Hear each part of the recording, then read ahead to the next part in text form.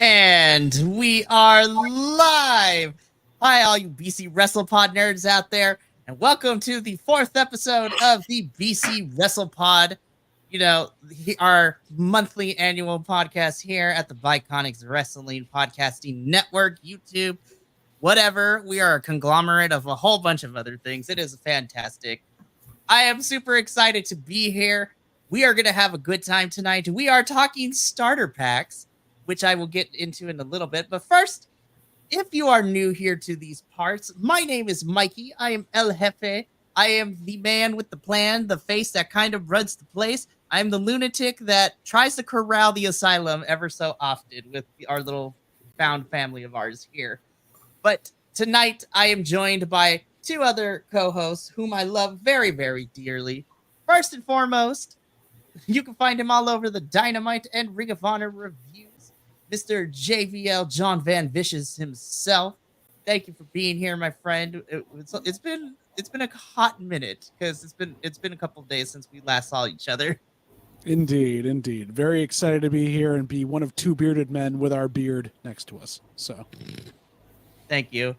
And then, of course, last but certainly not least, joining us in person at least, you can find him all over the Ring of Honor, and he was holding it down with me for last month's podcast when we talked about fashion. It was a really fun episode. We are a pretty good dynamic duo, but Jesse, also known as the Phantom Stranger, is in the house. Good evening, everyone, or at least late evening for us. I'm John. Yeah, just about. I mean, it's pretty good. Right. So this is going to be a fun episode. I'm super excited. And I wanted to do this topic because it's going to be a good time. We're going to have some laughs. We're going to have some conversations. It's going to be a really, really fun time. Before I get into the crux of what it is we're going to be talking about this episode, as we do with most live stream versions here at BC WrestlePod, we just need to do our due diligence. And so I'm going to put this up here. Okay. So, important to notice, we're thrilled to invite you to dive into the world of wrestling with us at BC WrestlePod. Your opinions and insights are what make our wrestling community vibrant and diverse. Whether you are a longtime fan or new to the scene, your perspective is valuable. However, when sharing thoughts or commenting, let's remember to keep the conversation respectful and supportive. Wrestling is a passion we all share, and it is in our spirited discussions that we learn to grow together. So let's celebrate our favorite moments, discuss the incredible matches, maybe even debate the outcomes with kindness and respect. If you are found being disrespectful in the comments during this live stream or when the edited version of this goes up later in the week, you'll be blocked, banned, bamboozled, finito, over. You lose. Good day, sir. Like excommunication. Yes. Good. Okay. Now that we got the warning statement out of the way, let's talk about why we're really here. Well, Mikey, you kind of brought it up already in the warning statement because the perspective of new to this genre, new to wrestling, new to a certain company, that's why we're here tonight. That is exactly right, my friend. So tonight's episode for our monthly podcast is called Wrestling 101 Starter Pack Showdown.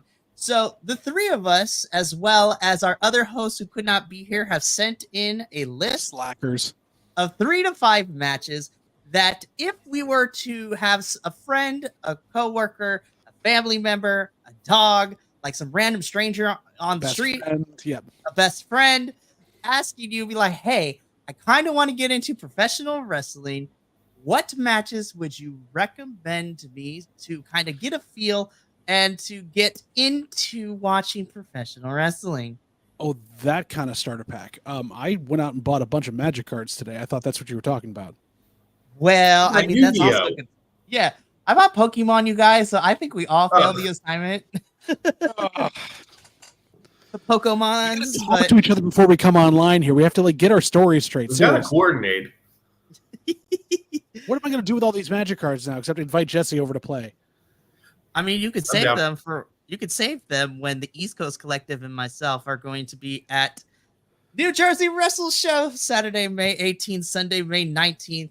The East Coast Collective boys of JVL, Jesse, and Adolfo, plus myself, are going to be there. We're going to have a table. Come say hi. We're going to have merch. The ideas we're working on is going to be super fantastic. If you love, we're the intersection of wrestling fandom and nerddom put together with the stuff we're coming up with. It's going to be great. Also, all the wrestlers that are going to be there at New Jersey Wrestle Show, apologies in advance because there's a lot of you we love and we're going to fan a girl over it. So it's going to be a good time. You are totally invited to our table to come and play tabletop role playing at all if you want to do it at the con. Yo, for reals. One shot at the table. I'm just saying. It's going to be a good time. But might be challenging to play with Abaddon if they stay in character the entire time. Oh, I doubt that very much. They could definitely play that way. They'd be perfectly fine. That'd be fantastic. But tonight, each of us was tasked to come up with a list of 3 to 5 matches that we would include in a kind of wrestling starter pack.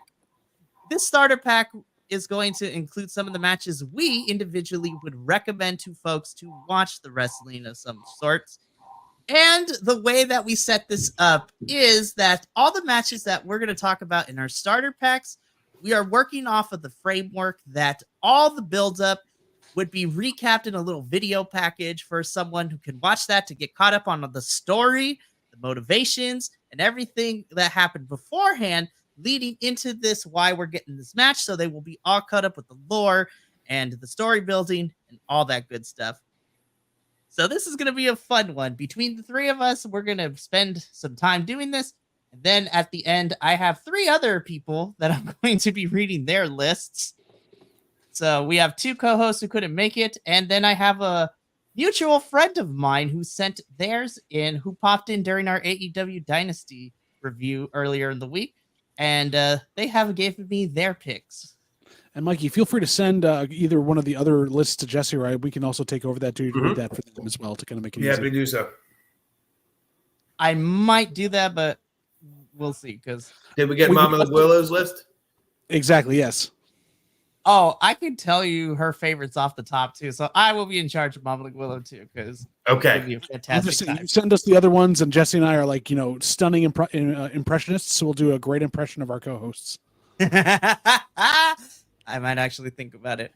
So, prior to tonight, I rolled a dice because I assigned who I thought was all going to be here a certain number. And the dice has randomly determined the order. Now, obviously, because we are missing 2 of the original people I thought we were going to have, so that kind of crosses them out, which means people are going to be going sooner than later. And according to the dice has determined that I am going first. Of course it does. It's a rigged dice table. See how this is. The dice just... So, Mikey, where did you get your weighted dice? Nowhere. Asking for a DM, I know. Anyway. As a side note, I'm mad because I was like, you know what? Let me use my little penguin dice. I haven't used them in a little bit, and I assigned everyone's spots. It's like, all right, let's determine the order. Number 1, me. Darn it. Can we see the dice? Can you show us? Yeah, hang on. So, wrong penguin dice. No, that's the right one. Hang on. There we go. So as I get my dice, he's taking the lead off of it right now. Yeah, exactly. Yeah, the 2 weights on either side of the magnets. Can't really see it too much from here, but I rolled this little dice, and inside is a little penguin on the inside. That's adorable. So cool. So, my wife would appreciate those dice. Yeah, shout out to dnddice.com. This is where I got these. Very cool company. Very good. Shout out Jesse's wife. I was like, okay. So I have been determined to go first, and that is exactly what I'm going to do. I'm going to give a little overview of my list as I'm pulling it up right now. My list includes a lot of matches that happened within the last year or 2. Because when I'm thinking starter pack, if I'm thinking about individuals who are getting into wrestling, because I am a newer fan and I've been watching wrestling for less than 5 years, honestly, I started really getting into wrestling to where I am right now about 5 years ago, as I was entering the late 20s of, my lifespan and into my early 30s. So a lot of my matches have happened within the last 2 or 3 years, except for one of my picks, which happened way back in the cramp of when I was a wee lad in 2008. That's gonna be a good one for sure. Ooh, yes, look at that artwork. It's so beautiful. Ooh, yes. Shout out to our artist friend who did this, happens to be a friend of Will's. Thank you so much for doing this. It is beautiful to look at. Alrighty. So let's go through my list. So what I ended up doing is I ended up picking one match from each of all the major companies that we review here at BC WrestlePod. So I have 5 matches, one from WWE, NXT, AEW, TNA, and Ring of Honor, so ROH as well. So I am going to go in no particular order. So I'm going to start with my ROH pick. Prior to starting, another host had the same match for ROH, so I ended up picking a backup plan, which I still think is fantastic. My first pick is to get people to realize that sometimes wrestling is not just one-on-one; it could be a 2-on-2 match. But in the case of my first pick, a 3-on-3. So my first pick for all of this is I picked the Stardom 6-woman tag from Supercard of Honor 2024, and that is my first pick. This match was hard-hitting with Joshi wrestling all these women. It was nonstop. It was like a 10-minute match, and all the women in that match just went on go. And my co-host can actually attest to this because we watched it live. So, boys, like, this was one of my favorite matches to begin with because these women just went off. And I'm starting strong because women's wrestling is important. Got to start strong with that. Watching them work a tag match that really wasn't a tag match and seeing the dynamic between heel and face that is different than anywhere else you see on the planet was really interesting to see. Jesse, I know you couldn't take your eyes off it when we were watching. No, this was, I think I said it during the live stream, but this was my match of the night for that whole card. And there was a lot of pretty good matches on that card. Some didn't deliver well, but we're not talking about that. But I loved this match. I wanted this to go longer. I would have been happy with 20, 25 minutes instead of just the 10 we got. And Mikey, this would set up folks to learn about not only Joshi style wrestling in an American setting for you, right? But also it's a great intro into perhaps wrestlers that not many people are getting to see every day that you'll now want to follow to the ends of the earth because they are so laser focused on their style, right? I mean, it introduced me to a lot of names I didn't know. And John, I know it was annoying at one point. I'm like, who's that one? Wait, what's her name again? What's their name again? So and all of a sudden I've got 6 tabs up on my phone, like Mina Shirakawa, because I want to know more about them. And so that was a great choice, Mike. You're starting very strong. Sure. And I wanted to start off strong because as someone, what did you say, John? Nothing. I noticed the tabs were incognito tabs. That's all I'm saying. But either way. Aha.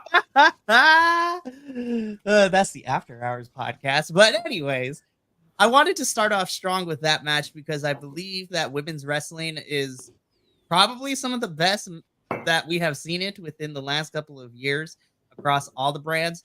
And spoiler alert, there'll be another women's match in my picks later down the line, which I love. But I wanted to start off with the 6-woman tag because introducing Joshi style wrestling on a Western front to people who aren't familiar with it. And also as someone who tries to keep all the other boys informed with what's going on with Stardom because they make a crossover to a lot of these companies we watch. I feel very happy to finally see these girls come to the West and be able to put on a fantastic performance for Western audiences. So my second match comes from TNA, and our other co-host who watches TNA, who couldn't be here tonight, also selected this match, but then I kicked it back because I'm like, no, I'm going to talk about this match because this one was awesome. And so he picked another one, which I can't wait to talk about later. But for my TNA match, this comes from Bound for Glory 2023. So this is in recent memory. And this is the match that we were supposed to get prior to pandemic happening. And actually, this was supposed to take place in New Japan. But then the stars aligned and we got this match at the Bound for Glory 2023 pay-per-view. This is the modern day GOAT himself, Will Ospreay, taking on Speedball Mike Bailey. Ospreay? Ospreay. That's how I say it. I'm Canadian. Didn't you know? I'm a boot it. Anyways, I really enjoyed this match because, again, this was supposed to happen prior to the pandemic happening in New Japan. But then when the world shut down, nobody was traveling anywhere. Everyone got stuck inside for that amount of time. And then just because of schedule issues and Will ended up getting hurt before they were supposed to have this match at New Japan, a couple months before it actually happened, then TNA were like, hey, Will, how do you feel about doing this match at a TNA pay-per-view? And he's like, let's go, bruv. Let's do this. And for 17 minutes, if you want to talk about just aerial assassinations, it is crazy. Will Ospreay's flying all over the place. Speedball Mike Bailey is combining his jiu-jitsu, background with wrestling and flying all over the place too. These two just were nonstop running around doing crazy stuff in the ring. And this was a match that is super fantastic. I always rep TNA because as one of the 3 hosts who review that thing on a weekly basis, TNA has had some really phenomenal matches within the last year or two with the small roster that they have, and they always end up being good. My backup pick was the Fatal 4-Way Monsters Ball match that we got at Mount for Glory 2023, which is their version of a street fight, and it was nuts because we had a 55-year-old wrestler by the name of PCO get thrown from the top turnbuckle onto a stack of concrete cinder blocks while tacks were on that thing as well. And he also did a rolling senton onto said cement bricks as well. But yeah, Ospreay versus Speedball Mike Bailey it's still one of my favorite matches within the last couple months of TNA. Though it's getting close to being dethroned because the last 2 major pay-per-views we've had this year have also brought us a lot of matches. Go check out the trilogy with Hammerstone and Josh Alexander. Those two killed each other. It's great. It's like you're setting them up for more and more homework to do now. If they're just coming to wrestling at this point, if they get dragged in, they might become TNA Impact fans. We don't know. Or, I mean, if they're long-term fans coming back, we need to let them know that the 55-year-old man who did that was also known as the Quebecer Pierre. Exactly. Yep. Our French-Canadian monster. We love him. Side note, I'm so excited for this intergender tag team match he's going to have this upcoming week. It's going to be great. It's going to be good. Is his tag team partner as old as he is? No. So it's going to be PC. So this is how fun it's going to be. It's going to be PCO and the current Knockouts champion, Jordan Grace, taking on Khan and Steph DeLander in an intergender tag team match. Is going to be great. There we go. So, of course, not everyone is familiar with TNA in this call right now, but both Jesse and JVL are very familiar with the work of a Mr. Will Ospreay. Just a wee bit. I don't know why. Just a wee bit. And the funny thing is, if you want to see that match, TNA posted it on their YouTube channel. You can watch the whole thing for free. We'll probably post a link to that then, won't we? I'm going to be posting that link into it. It's going to be fantastic. But now we're going to move on to some more well-known promotions again with fandom and with some of our boys as well. And we're going to jump on over to AEW, All Elite Wrestling. This was a no-brainer for me. In fact, this is my very first match of AEW I have ever seen because I was late to the party.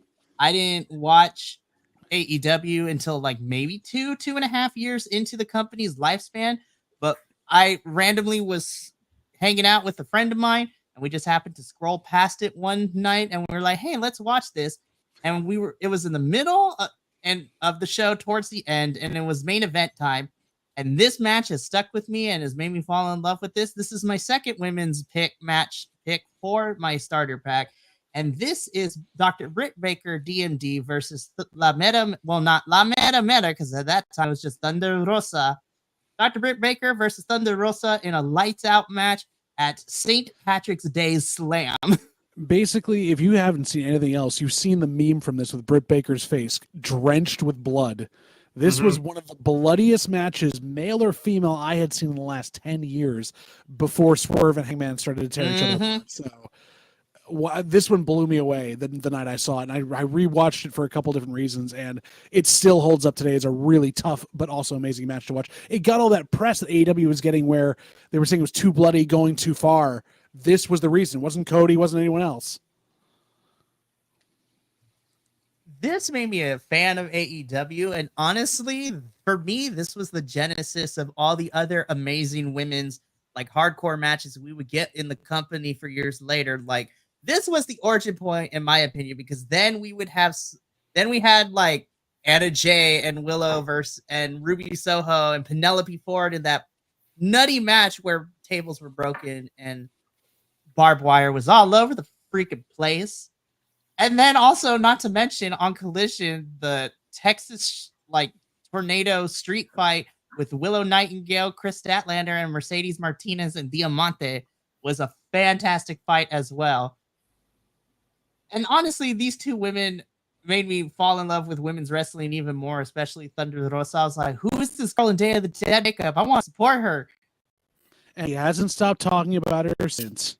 Nope. I mean, not once. No. And I have infected because Mama Willow is also a fan of Thunder Rosa now. So I'm like, Willow likes her, then we have to love everything. Yes, you can't say it badly. But this was a very fun match. This also is a good way to introduce people to more of the hardcore stipulation types of matches that happen in wrestling. And it can vary because I feel that this was bloodied, but this was kind of still tame in a weird way. Now, I almost thought about putting Hangman Swerve, but I feel that as a first-time match, we got to build our way up to that. That might be a bit much. That one was way brutal because we had children artwork, we had a staple gun, we had glass, we had imagery of Hangman, getting hanged by a chain, which was nuts. That match was a little crazy, though it was a baller match. Crazy.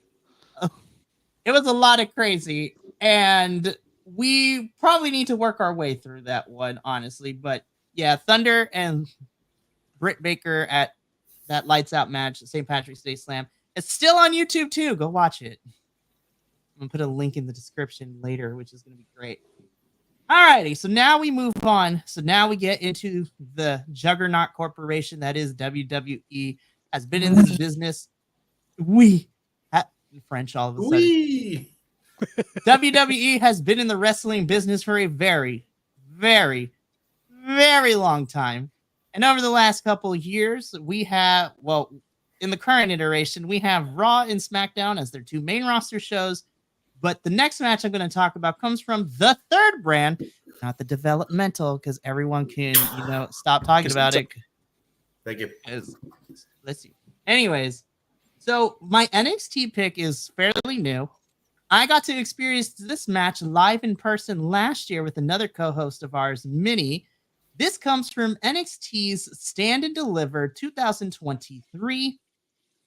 And this was the North American Championship Fatal 5-Way, which saw champion Wesley at the time defending his title against four other phenomenal talents, which was Ilya Dragunov, JD McDonough, Axiom, and Dragon Lee.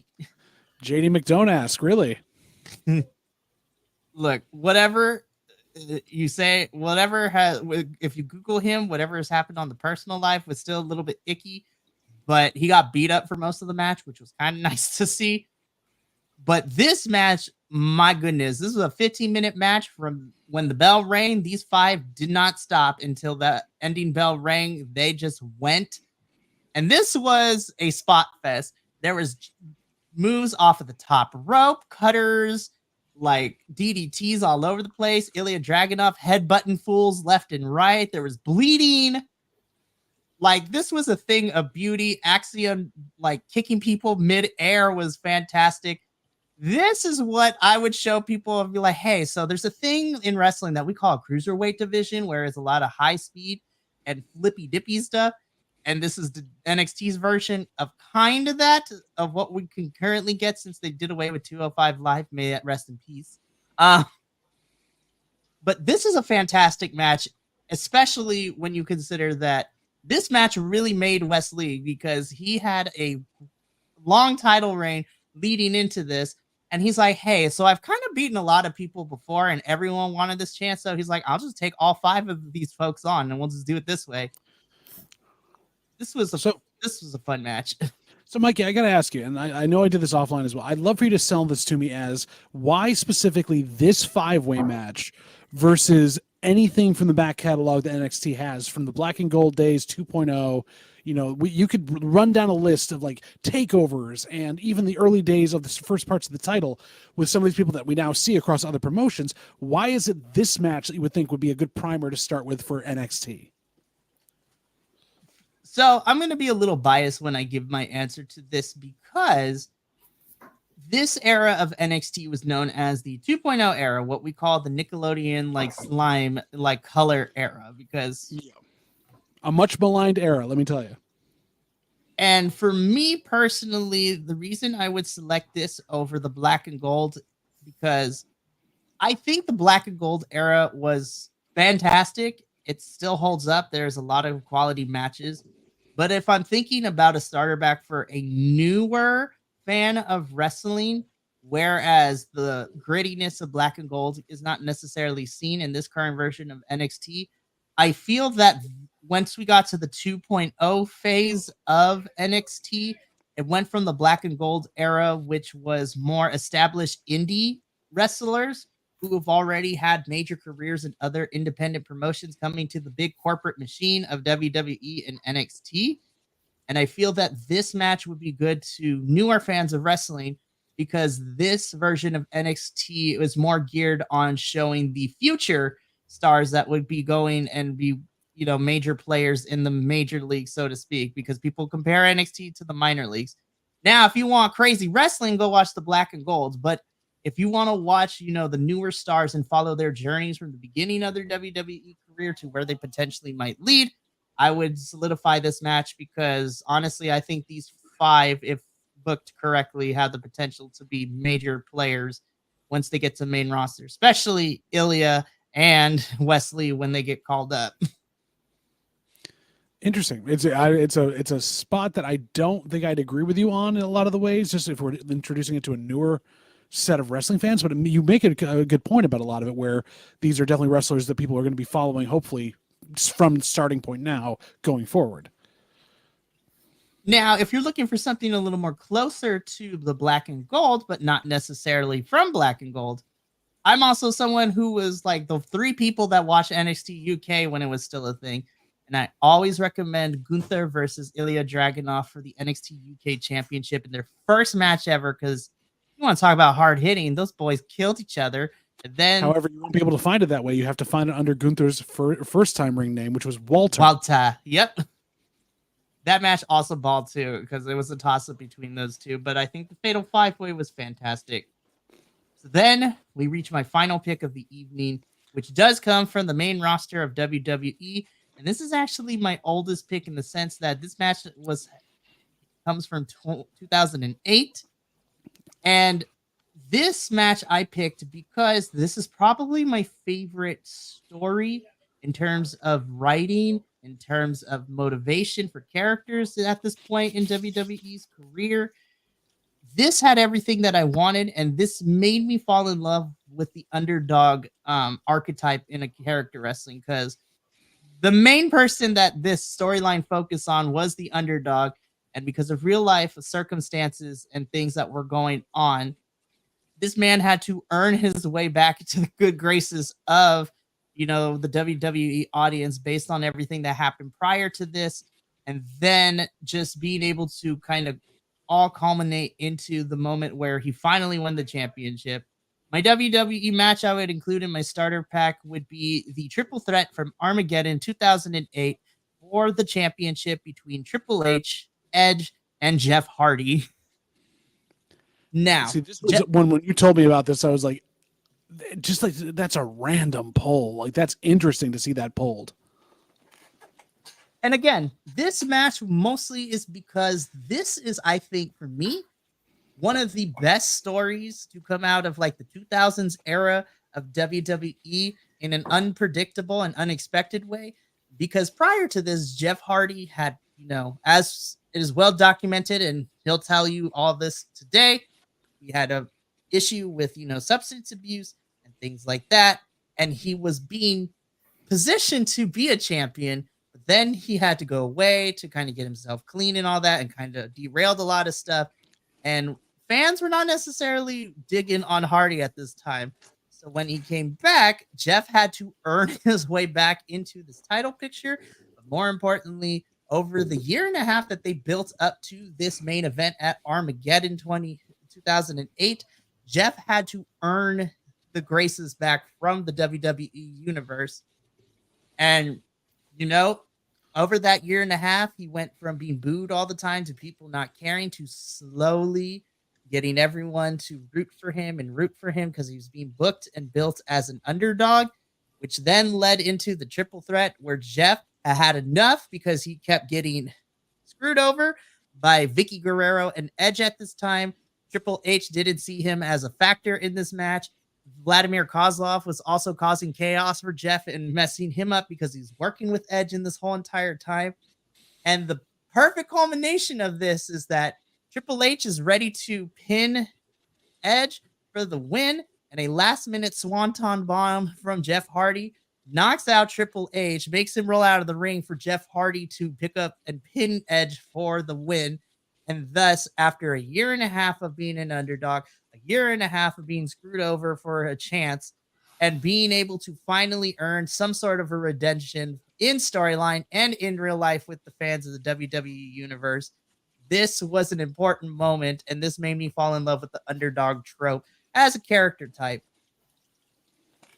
Interesting.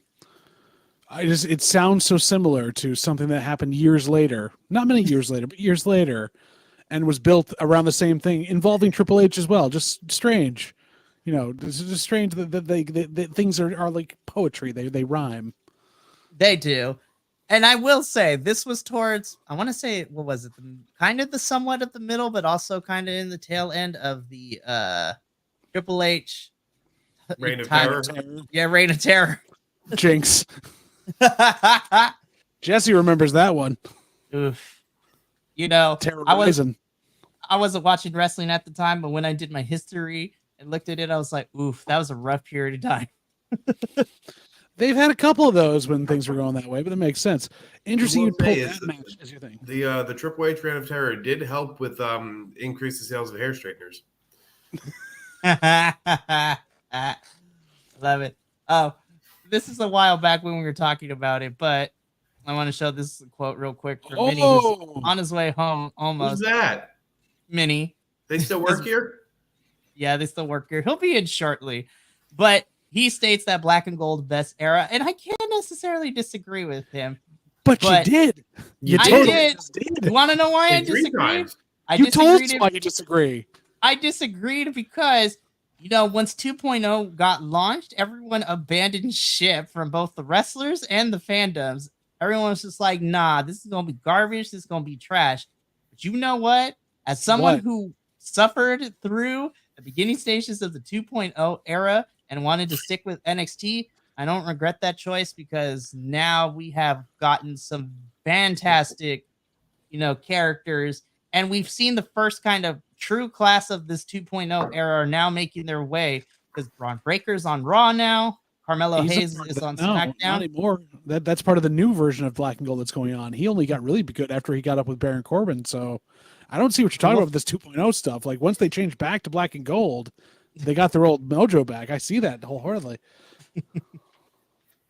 Say what you will. There are 3 hosts who reviewed this current era of NXT, and we love the hell out of it. Mikey, is this 2.0 right now? I want to say now we're like in 3.0. We've been in 3.0 for about a year and a half, and you guys have been reviewing it and really loving it, which is great. I've seen great things about it. Still don't see the love for 2.0. Like you're one of the few people I do know that watched it and actually, I guess because you suffered through it, have some sort of weird like Stockholm syndrome nostalgia for it. I don't know what that was. So, well, 2.0 gave us the introduction to Carmelo and Braun Breaker, and actually, funny enough, it gave us a little bit of the introduction halfway through it to Tiffany Stratton and like Ivy Nile. That's great. You know what also got introduced in another era was stunning Steve Austin, and like Triple H as Hunter Hearst Helmsley. All these guys were in the new age era, or the new era, and they flourished in a later one that came along that actually was really well built. So it's why I'm confused that you push 2.0 so much, and I'm not trying to denigrate you for doing it. You obviously have a love and know it very well. It just doesn't resonate with me that this would be a thing you'd want to show a new person. You'd want to show them something that is growing, I guess, but it's very strange to me. No, I can see where you're coming from, and I don't necessarily, disagree with it because everyone has their own perspective. I just picked that fatal 5-way match because honestly, this was the real life version of someone who hasn't watched NXT, went to Stand and Deliver with Minnie and myself, and ended up watching NXT afterwards because of that. It drew you in, which makes complete sense. You not kind of on a whim, you went to WrestleMania weekend and saw all these great things. Sat next to Sol Roca's parents too, which is amazing as well. That was a fun conversation the three of us had. Sol Ruka's parents are so chill. And I'm glad she's back. But that's an interesting list, Mikey. Like I have to ponder some of those that you put out there and you go back and watch a few of them because I don't remember them at all. And it's definitely one that might be more sleeper hits than I think. To be fair, though, to kind of back up Mikey's point, I definitely have one on my list that the product at the time was not very good, but this match I chose for a reason to kind of juxtapose it with another match later on in the list. So it makes solid sense. But yeah, so to recap before we move on to the next person, my starter pack includes the Triple Threat Armageddon 2008 match for WWE, the Fatal 5-Way for the North American Championship to represent NXT, the Lights Out match for AEW between Britt and Thunder, Will versus Mike Bailey from Bound for Glory for TNA, and then, of course, the Stardom 6-woman tag team match from Supercard of Honor to represent ROH. Sounds Thank you great. for coming to my TED Talk. All right, Mikey, who have the dice chosen next? I'm really surprised you keep going with the TED Talk line and not saying mic drop, considering your name. Like, it's right there. I mean, that would be very punny. But the thing is, with the mic drop, it kind of comes with the connotation. It's just like no one can argue with me and my picks are facts and no one can tell me otherwise. But that's not it.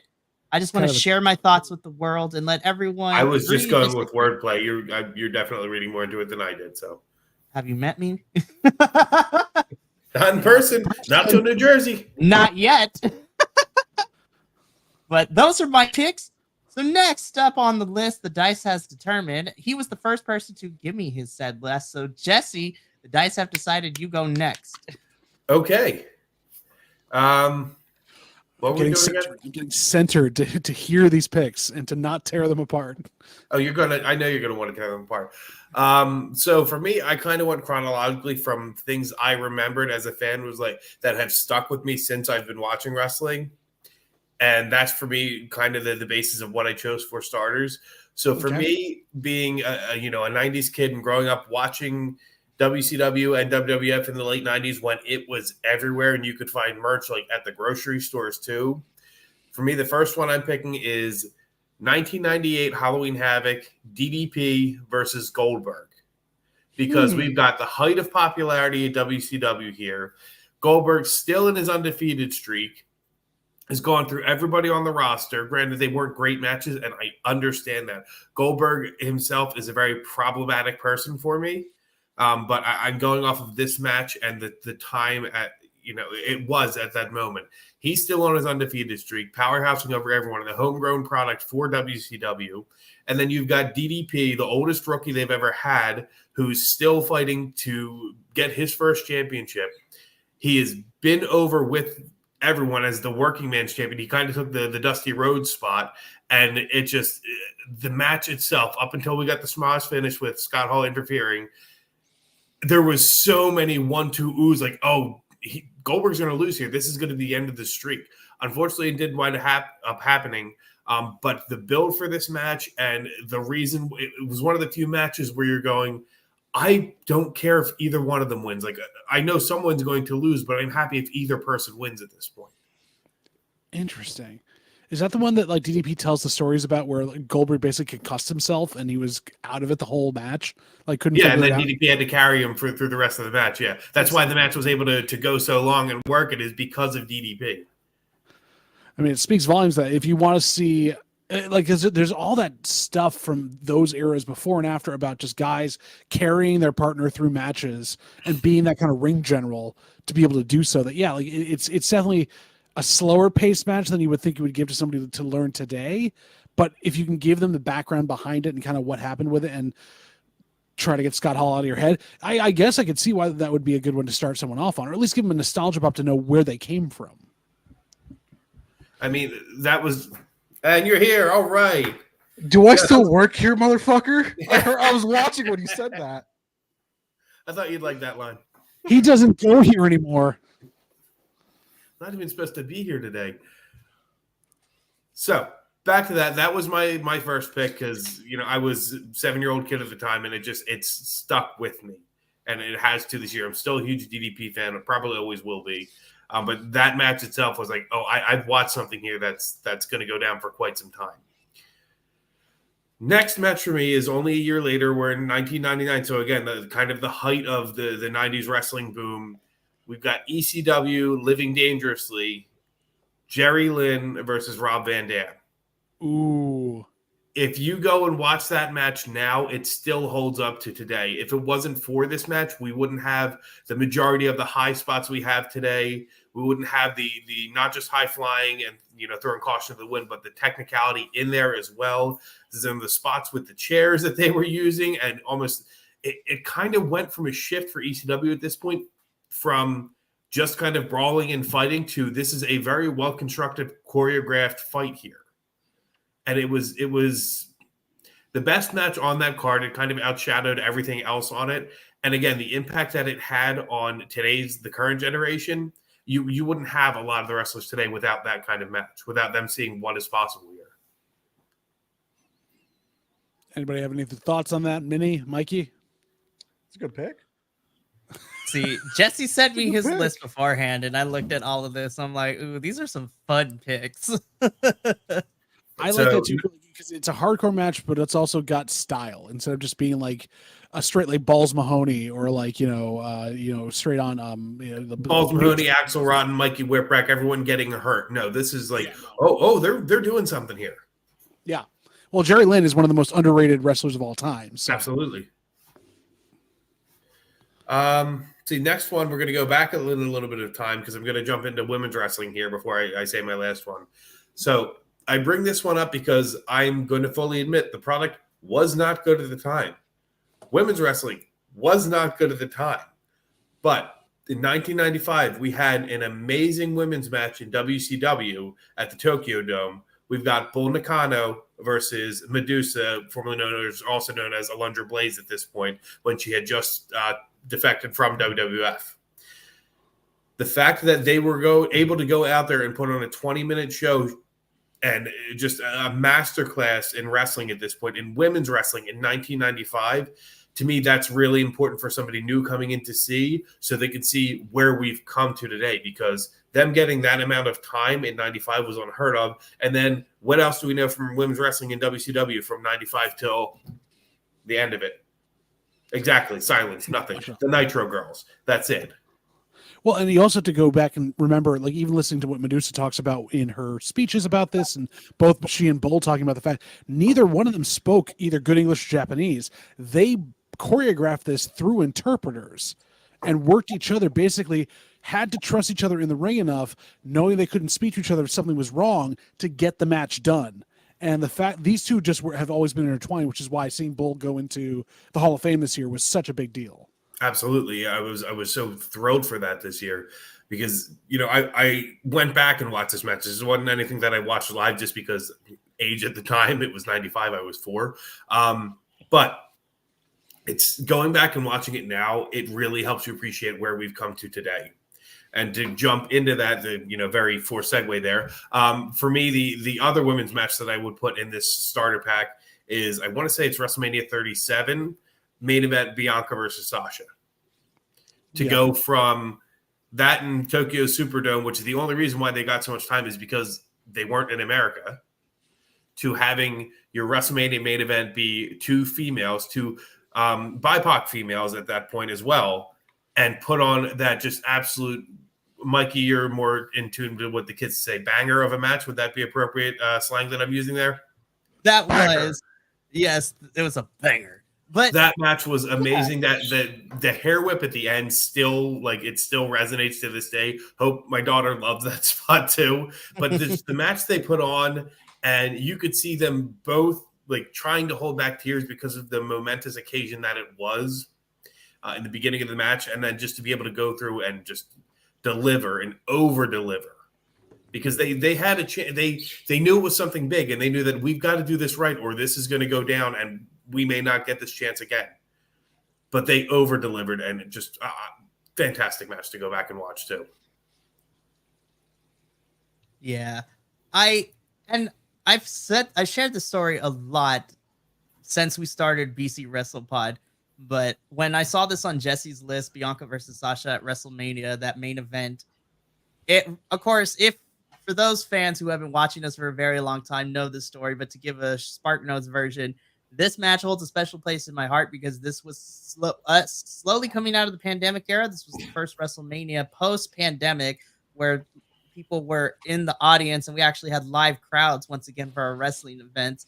But it was special to me because it was one of the last matches I got to experience with, my partner in crime at the time, my grandmother, who watched a lot of NXT and WWE with me during the pandemic era, prior to that. And that match was the last thing I got to see with her before she passed away later. And so that one holds a special place. But again, Jesse, you also hit on it too. This is the first time that we had two African-American females main event to WrestleMania ever, let alone two women main eventing like this too. So momentous occasion, and I love the hair whip spot. I wish Bianca does it more, but I understand why, because man, Sasha had that welt for weeks afterwards. Oh, yeah.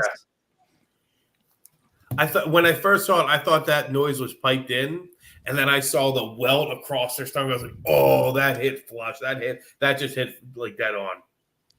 It is the best nap you will ever hear for any type of combat that way. It's just having the hair break the sound barrier as it comes through.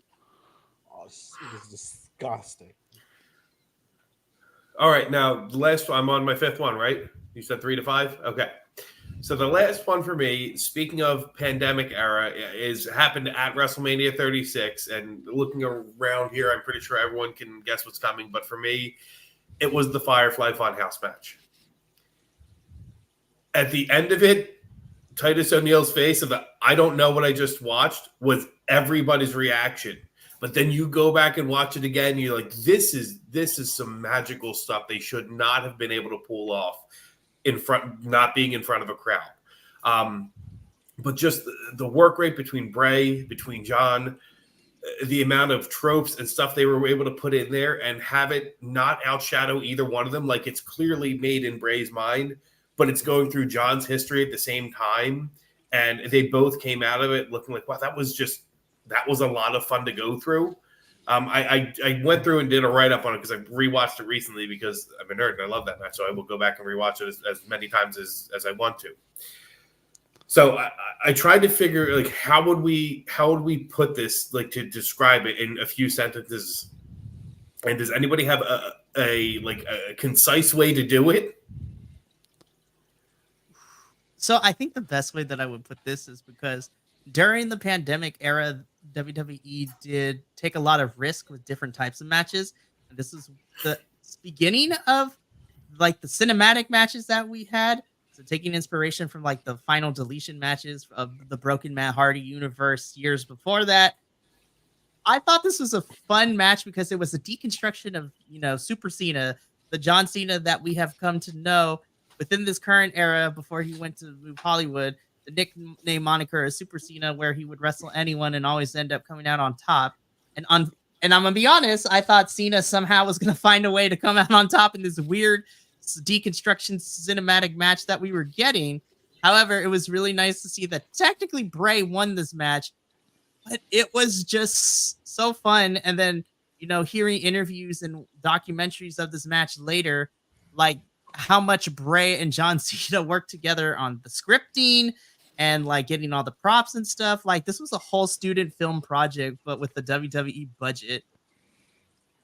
it's a very weird like art house type of match to show people if you want to see how weird wrestling can get, but it be kind of smart and funny and just art in a weird way.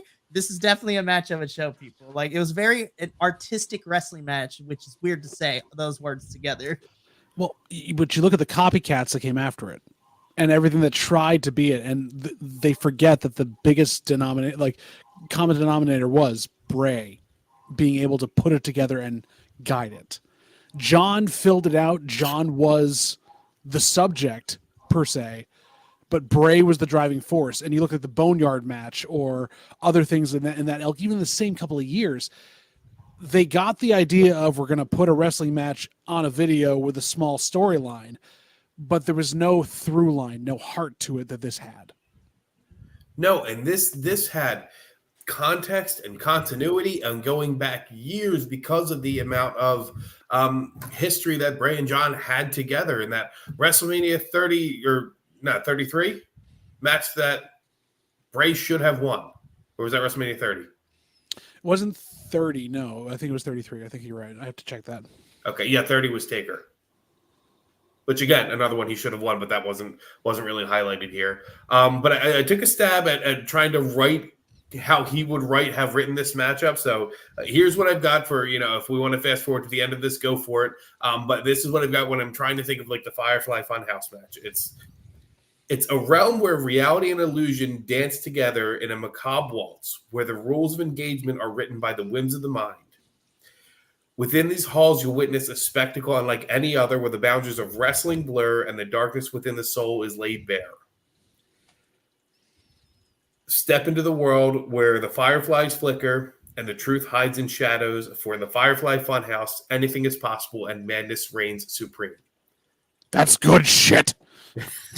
So I couldn't kind of find any more concise way to do it besides trying to go into somebody's mind and how would a wrestling match look in there. So to me, this is always going to be my favorite WrestleMania match. And I know we've got Macho, Steamboat, Hogan, Andre, which is a little overrated for me, and all those other wonderful WrestleMania matches. But this to me will always be the peak one, especially the constraints they had with this. It's the most unique. It was for sure. And when I was talking to a friend of mine when I was coming up with this list and this came up when we talked about it, the best I can give, because I'm also a big video gamer, like the Firefly Funhouse match. Sorry, it's a tongue twister. It reminded me, and it could have belonged in a level of Tim Schafer's Psychonauts, honestly. Okay. This is the mind palace of someone, and this is how you go through it. So I was just like, it was super fantastic. This is a great pick, Jesse. Well done. I mean, not unexpected, but well done. All right. Any other commentary on my five? I know you're gonna, John. Go ahead and say your piece about WCW. I'm not gonna say about WCW matches there. Well, yeah, go ahead, man. You pick Bolsonaro. I mean, you can't really go against her. She's so fucking good. Yeah, I would never touch Bull Nakano in that way. I wouldn't be allowed to. But in general, she is above reprieve. So is Medusa, Alundra Blaze. So you didn't pick, Disco Inferno versus Alex Wright on Thunder, from like something else. It's perfectly fine. And that wasn't a bad match. It wasn't a bad match. That was Norman Smiley too. Yeah, it was. Jesse, I will say with all your picks too, because again, the way that I approached mine is because these are the matches I would show that happened in the last 2 or 3 years. But I feel that these are also matches, if people who get into wrestling be like, hey, I want to learn a little bit more of the history of whatever. So where would I also start?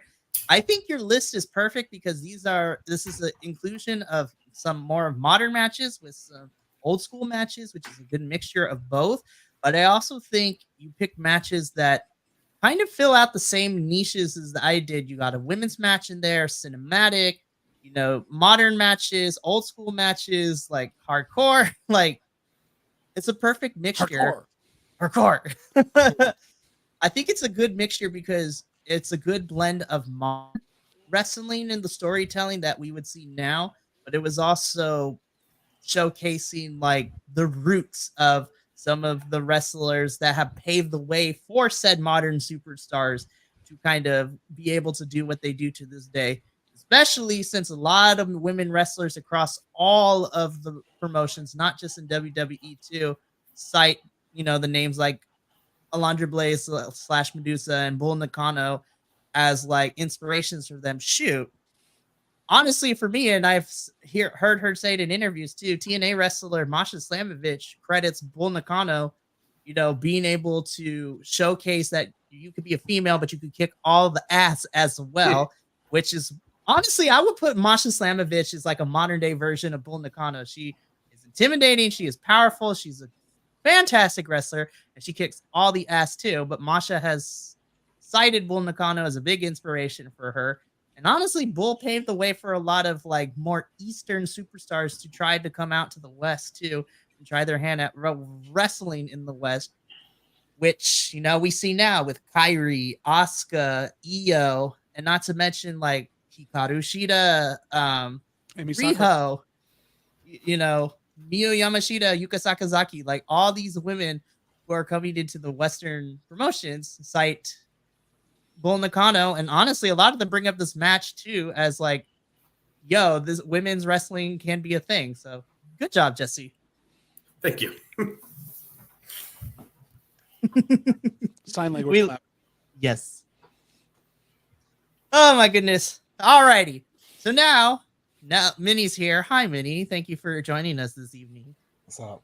Told you still work here, John. That wasn't funny. I know, I'm sorry. I really should have believed it. Honestly, I thought he put his transfer papers in. He had moved on to another podcast, but he's still here. He's still here. So funny enough, since Minnie is here too, aka the Prodigy, I initially crossed it out because we weren't sure if he's going to be here, but Minnie is up next on my original sheet. So Minnie, you are the third on the list. So what matches did you pick for your starter pack? I'm going to start with an honorable mention. I really didn't put this on my list because I didn't think about it until my drive home. So I was like, wait a second, this probably should be here. So I'll do an honorable mention of showing a newer fan what it's like when an arena turns on what you would think the face of the match would be, and kind of just seeing what that happens. ECW One Night Stand 2006, Rob Van Dam versus John Cena. Yeah. Okay. When everybody just went like, fuck John Cena, we went RVD. That's a great way to introduce new people to what an ECW crowd is right. and was and is like. So yeah, right. Without going like into the super gritty of like, if you're producing a new fan, you don't be like, let's watch Sandman versus Sabu or anything like that. Start with this. It's tame, but also not tame. It's not tame, but it also sets up the kind of feeling that then Cena got from the rest of his career. Like that kind of was the big starting point where everything started to turn to get to where Jesse was with now the history of Cena is put on display by Bray. Why did everyone believe Super Cena? This is where it started. Yeah, it was. So it's where, and you want to see what's the closest thing we ever got to a heel Cena. Watch that match. All right, so let's get to my actual list. So I'm going to start with one. This one's kind of a double-edged sword a little bit. So this is for the newer. Is it the Kai Venus match? No, it's Taka in the Rumble as he goes over the top and like basically gets thrown out every time. This is for people because the new generation of people have really short attention span. So this is a shorter match. What? This is also to show, like, hey, people's biggest complaint about Jimmy and Jay at WrestleMania was too short, so they didn't have time to do anything. So this is like, hey, like, here's what you can do with a 9-minute match. Rey Mysterio, Kurt Angle, SummerSlam 2002. Oof. That match was 9 minutes and 20 seconds long, and they put on an absolute phenomenal match. Two of the best. This is Perk Angle versus I Have Two Good Knees, Rey Mysterio, putting on an absolute classic 9-minute match. And Mikey, we're going under the impression that they have the promos and the builds to this too. So we have some of the best work from Perk Angle at this point. That you're a boy and I'm a man, and like that whole era. Right. And great choice. I was like, I thought that was cool. This one's a cheat a little bit. I'm cheating a little bit on this one because it's 2 matches, but they happen back-to-back years. Probably some of the best storytelling in WWE before Bloodline, in my opinion. Shawn Michaels, Undertaker, WrestleMania 25 and 26. I'm glad you didn't say once in a lifetime, twice in a lifetime. Three times in a lifetime. No, it's you're putting on veteran wrestlers who've been with the company for 15 10 plus 15 years at this point, but doing it since the early 90s, late 80s. Put on a match 2 back-to-back years, and it ended, wound up ending the career. I say it's where Shawn Michaels retired. We do not talk about the up match and came back with Toddy. We do not talk about that. Never happened. So that's where Shawn Michaels officially retired. The whole story was amazing going into it. Shawn losing in WrestleMania 25 and having to get back into that spot for WrestleMania 26. Yeah, really, really good storytelling on that one. I really enjoy it. And too, it was really cool to see them that way because one was battling around in the Royal Rumble, the Elimination Chamber, everything else. It was crazy. It was awesome. I only didn't decide not to put Cody versus Roman at most recent WrestleMania because for a newer fan, that is 4 years worth of material you have to catch up on, which I think is too much for a new fan.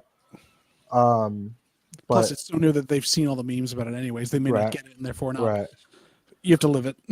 I'm gonna go outside WWE I have one outside of WWE. What? And it's not a Kenny Omega match either. Weird. What? It is from TNA's Turning Point 2009, the triple threat with Samoa Joe, AJ Styles, and Christopher Daniels. One of the best spots in that entire freaking run. Oh, it is incredible. One of the best multi-person matches of all time. So it's like a good spot. Like, you want to know what happens when 3 phenomenal wrestlers get into a ring that isn't WWE? It's right there. A 6-sided ring at that point. That ring sucked. Listen to AJ talk about it. He hated it. They all hated it. But I had to throw a woman's match in there so I didn't get burned at the stake by JVL. Thank you. This one's also a recent one because I got to see this match live and I think it was really good. It should have main evented night 1 of WrestleMania if it wasn't for the Bloodline. Rhea Ripley, Charlotte Flair, WrestleMania 39. Interesting. Because I bring this up as interesting because that one is seen as a very good match from the back half of it. Once they got the halfway through it, the first part was just so slow that people were didn't know what was happening. It was good overall. So can you take me down why this is your women's match you would show to a new person? It showed the slow build to matches, which happens a lot more frequently nowadays, where the matches start slow. And I think this is one of the better ones to showcase the starting slowness and then for it to ramp up in the second half to get shown really well. And it's showing modern day how good women's wrestling has became over time. So I feel like this is a good showcase of different styles of what different women can do now, because it's very different to how women's wrestling was. And Rhea is one of the few that uses a finisher that's not like Beth Phoenix's finisher for the big strong woman, because a lot of them do the same finisher, but Rhea's is vastly different, which I feel like that's why I like her so much when it comes to the big strong woman role. And it's showing just how good it's I think in my opinion, one of Charlotte Flair's best matches.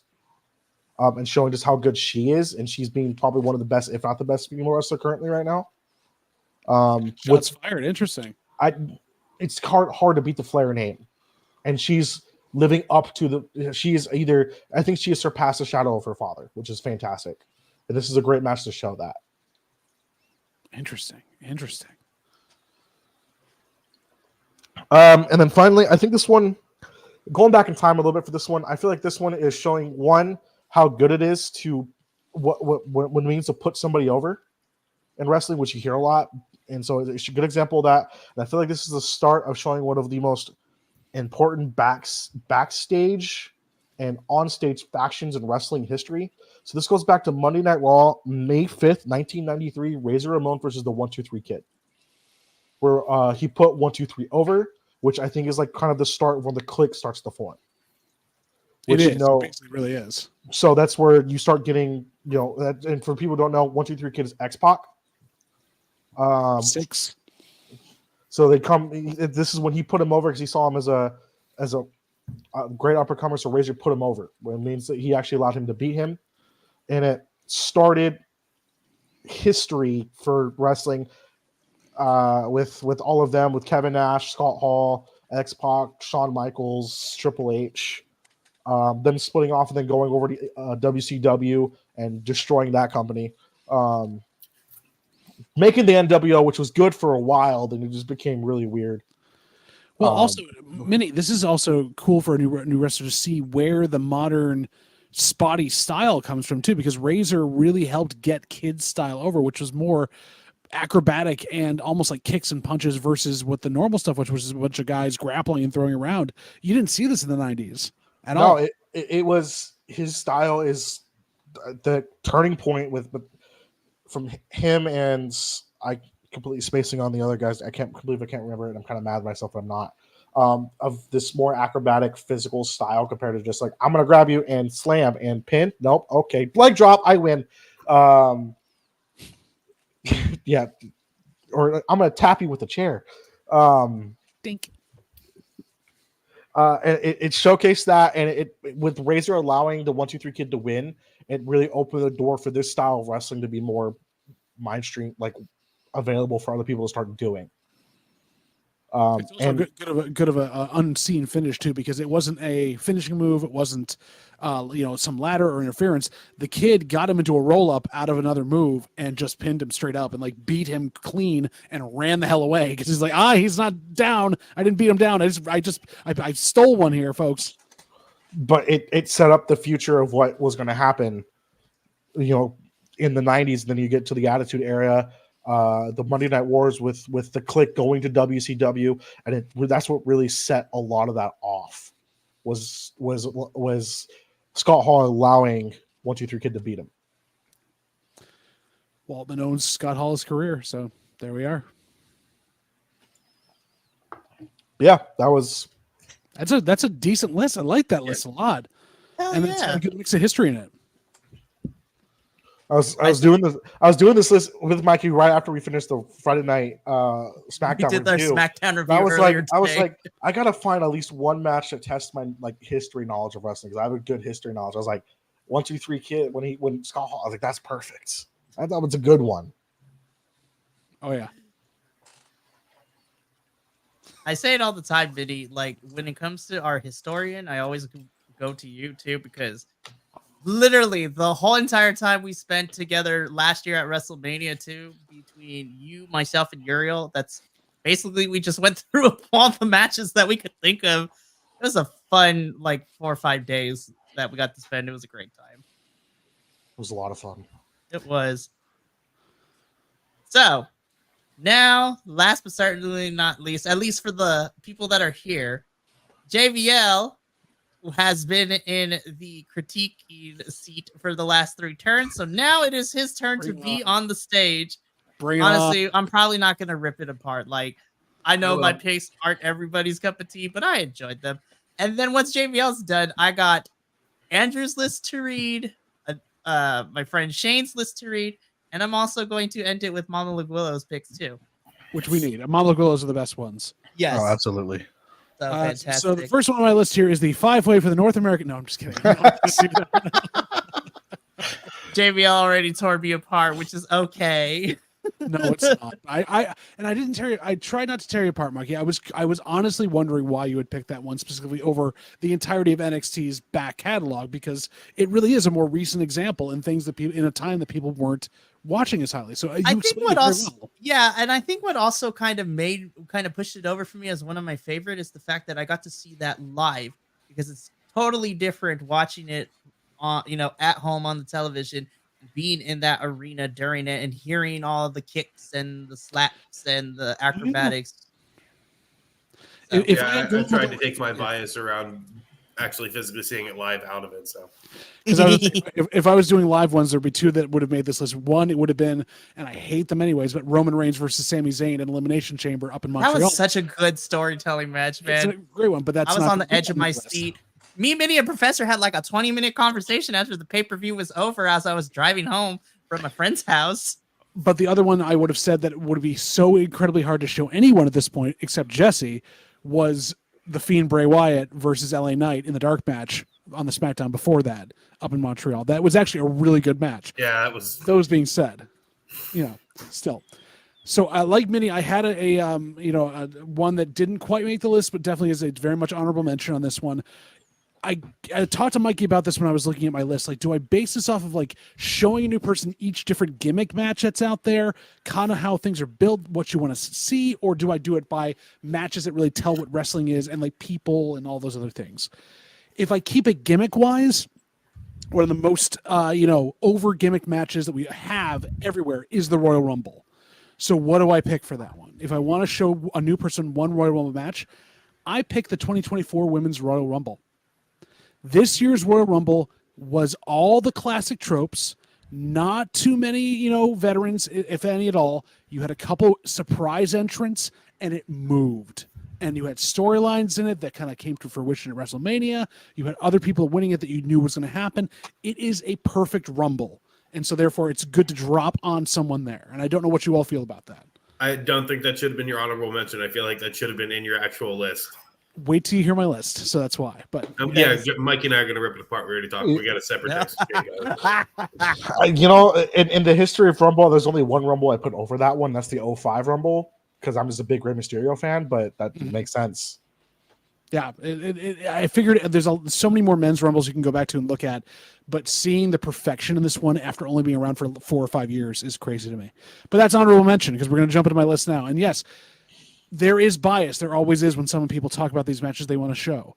But I'm going to try to sell you on these the best I can. So first off, my historical match. My match that can showcase where we've come from and where a lot of modern wrestling has developed out of. Take yourself back to a time when Vince McMahon, sorry to bring up his name, was in charge but had been floundering before allowing himself to go farther into his deepest, darkest places in the Attitude Era. Take it back to wasting opportunities on people that needed to have this. Years and years of crap under a yellow and red banner, and you come to WrestleMania 10. And you've got a weird main event set up at the end of this. You've got 2 title matches that are not going to be that, because the Royal Rumble was a mess this year. Everything was bad. How do you get people ingrained, involved in this? You build the best brother-on-brother storyline that has ever been told in WWE with Brett versus Owen in the opening match. 2 kids that have wrestled each other their entire lives, both knowing how to tell a story. A surprise win by someone that they think shouldn't have won because their brother was about to win the title later in the night. And they tore the house down in the first match. That's where I want to show them. Not Brett versus Stone Cold. Not Brett versus anybody else. Not Brett versus Shawn. Brett versus Owen. I got nothing. That's a great choice. You can't. That's as good. You want to see where Jay White gets his foamy mouth from? Also, Owen Hart in that match. My God, he's foaming everywhere. It's crazy. We then jump. I stole Mikey's ROH pick. I had to on this one. Athena versus Willow Nightingale at Death Before Dishonor 2023. You want to see what modern women's wrestling has become, what it is. 2 BIPOC amazing wrestlers, just in the same vein as Sasha and Bianca, even a few years before, taking it to the next level. These 2 brutally attacked each other, and it wasn't a hardcore match. It wasn't anything to do like a gimmick in any way. It was just the 2 of them disassembling each other, going to the limit, and getting that surprise pull out and basically not tap out. It was a full-on pass out at that point for Athena to keep her title. This is where women's wrestling is and should continue from, and that's what I've got there. Absolutely. And the fact of the matter is that they had this match be the main event of Death Before Dishonor too. And it's not only that, this match went 37 minutes. Like, this was a long match, but it didn't feel like 37 minutes.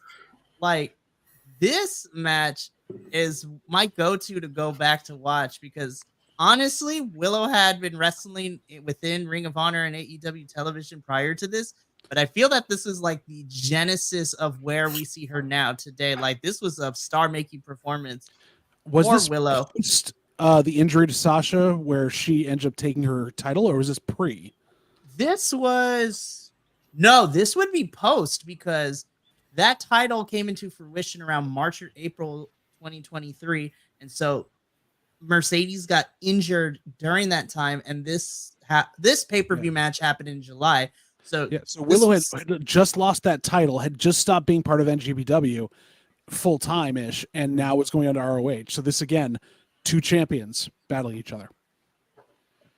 Loving that there. So we move on to my pick for AEW. Now, I could have gone with the lights out match. I could have gone with the street fight match with Anna Jay putting the barbed wire onto Penelope Ford and making her choke out. I wanted to drop some of my favorite wrestling that I can think of into this list, and that's comedy wrestling. Well, it is perfection. And there hasn't been a better example of how you can meld styles than Orange Cassidy versus Pac at Revolution 2020. Yes. This is where you get the memes from, with Pac, like, eyes bugged out, like, how is this guy doing this? I'm trying to hurt him. He's not. I want to stop him. He's an idiot. Wrestle. And Orange Cassidy showing that, no, he's not just a one gimmick guy. He can actually wrestle better than most people out there. And this was for the first defense, I believe, of the All-Atlantic title, which became the international title. Now, Cassidy doesn't win, but he basically takes Pac to the limit without being at the limit. It's insane to watch. You got to give me something to tear you down with. Come on. Sorry. Stop picking so well. So you got to give me like a Lions Den match or something in here next. I will say I love that match, JBL. I really do. And you know what? You are absolutely right. I think it mixes wrestling and comedy very well with this. I will say that I enjoyed this, but the next time I saw Orange kind of have a similar match like this, the second time tended to be more my favorite just by a little bit. That's because we also got more of it. That happened at Forbidden Door when it was the first Forbidden Door, Cassidy and Will Ospreay in that match, because again, it also showed that Orange was being funny about it, but then him and Will put on a banger. Like, well, it was him, Will, and Zack Sabre Jr. in that match, if I remember correctly. No, it was just those two. Oh, well, I'm thinking of another one where because we were supposed to get Zack and Danielson, but Danielson was injured, and so we had to wait to get it later. We did. But that's my third pick there. I got two more left. I don't have a Lions Den match, Jesse. I'm sorry. It's not on this list, because the other reason I picked versus Pac was I didn't want to have this wrestler twice on my list. But Ospreay versus Omega at Wrestle Kingdom 17. I'm sorry, Minnie. I'm going Japanese wrestling on this one. But you want to see modern aerial wrestling that's not just all flips, but it's always brutal to the point of bleeding, dropping on their head, close, strong style. Which was the rubber match in their entirety of their careers, going back to that, having the two of them go there as far as they could, and Ospreay coming up short in his hometown was incredible. We thought Omega was going to lose this. He had won the last two. He needed to lose something to him and give Ospreay that push, and it actually boosted him farther to have Ospreay form United Empire afterwards and go from there. So that's one of my ones I have to show. I can't disagree. I was gonna put Ospreay in Kenny at Forbidden Door. So they are two of the best wrestlers of all time. But the final one I had on here was brought up earlier as well. It's not the same as somebody else's, but it's attached to this. You look at Athena and Willow and what modern women's wrestling is there. Bayley and Sasha Banks at NXT TakeOver Brooklyn that was my honorable mention. Yeah, it is one of the greatest women's wrestling matches of the modern age. And the heart, the storytelling, the playing to the crowd, the near falls, and Bayley having her moment. It's beyond. It's just fully beyond. I got nothing. I'm mad you didn't give me anything to shit on. I'm sorry. I'm so sorry. That'll be the next podcast. You know, do I win the podcast? I mean, I guess you did. Look at you guys. Unbeknownst to my host, this was a secret battle to see who would become El Jefe. I can happily say this is my announcement. I retire as the boss because JBL destroyed everybody, including myself, in this. So JBL, congratulations. You are the boss. I thought my list was better. I thought my list was good. Your list was also really good. I just disagree with Mikey's more, but I only disagree because I didn't understand it. At least you didn't put the Dog Kennel from Hell match. I was in Bunkhouse Brawl with Dustin Runnels, and but still, I didn't know if that was going to work. I was going King of the Road match. Interesting. That's another one. What are like the best worst matches for everyone? The Hog Stein match from the 90s. Custody of a child on a pole match. Hold on. Judy Bagwell on a pole match. Yes. Which I'm surprised they haven't at AEW gone to make Sue on a pole match yet, but who knows? You know it's coming. anything to do with Joe Hendry's theme music. Oh, I love that man. I love that man so much. Man, the TNA boys. Joe Hendry. We love Joe Hendry, and we love the little tag team he had with Yuya Uemura, known as Joya. It was fantastic, but we were sad it was short-lived because Yuya had to go back to Japan because his excursion was over. So you can hear our thoughts on that in later podcasts about all that stuff, but this is not about the matches we're talking about here for the starter packs. No, so these are the starter packs. I didn't give my honorable mention. Honestly, my honorable mention match would be... Now, I thought this was probably my favorite trilogy of the modern era when it comes to tag team wrestling, and I wish Andrew was here because me and Andrew talked about this a little bit. I enjoyed the first match we got between FTR and the Briscoe boys in that trilogy. Even though I love the double dog collar match for the final one as the blow-off match, that first one was just nuts. Mark, Jay, Dax, and Cash, like the four of them just did straight up tag team wrestling, doing dives into barricades, it was like no gimmicks, no nothing. It was just two tag teams killing it in the ring, and that ended up being like such a fun match. Boys, these were really, really good picks. So now, as by auxiliary, there are some people who could not be here this evening. Slackers. And some friends / fans of the podcast who also submitted some ideas when I was talking it through with them. So Geniuses. I'm gonna go through all of these. So this is gonna be fantastic. I'm going to start off with Andrew. So Andrew, who is our TNA and NXT co-host alongside myself and Will, unfortunately could not be here. And ROH too. Come on. We're sorry. Here. We exist. Yeah, I'm the only one that doesn't watch ROH. I know. That's kind of true because we got Professor Adolfo doing it too. Minnie, I'm gonna. That sounds like a you problem. Yeah. Good thing I'm not flying out the jersey. Otherwise, JV might tie me to a chair and make me watch it. I only if you asked me to and gave consent.